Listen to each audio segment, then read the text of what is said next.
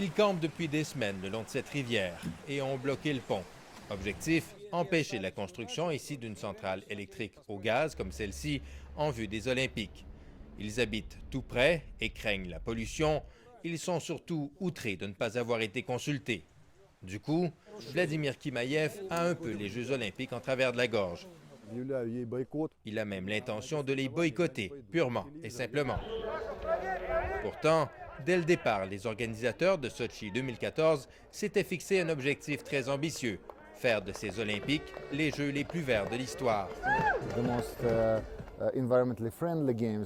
Pas évident quand le site choisi se trouve au milieu d'une réserve naturelle, pas facile non plus dans un pays qui partait de loin en matière d'écologie.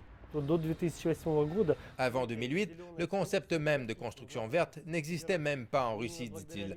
Ce n'est que grâce aux Olympiques que nous avons créé une série de standards et de normes à respecter. Depuis, les plaintes des citoyens se multiplient.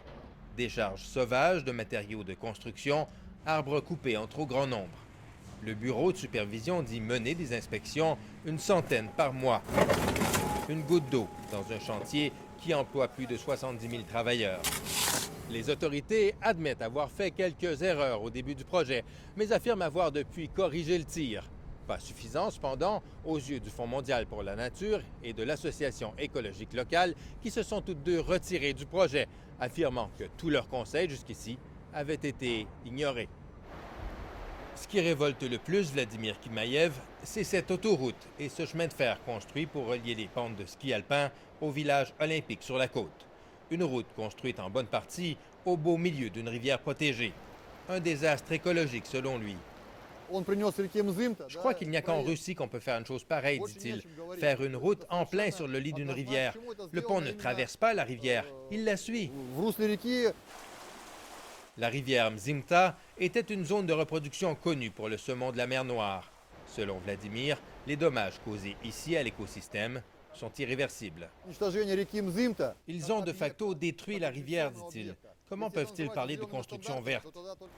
La compagnie responsable du chantier olympique affirme qu'il n'y avait pas moyen de faire autrement, mais promet de tout faire pour réparer les dommages causés, comme par exemple réensemencer la rivière après les travaux. Mais le responsable du département écologique de la compagnie l'avoue, cela prendra dans le meilleur des cas entre 10 et 15 ans. D'ici là, Vladimir Kimaïev continuera de venir ici régulièrement, sinon pour empêcher les travaux, au moins pour continuer de documenter les dommages faits à l'environnement, les documenter et les dénoncer. Jean-François Bélanger, Radio-Canada, Sochi.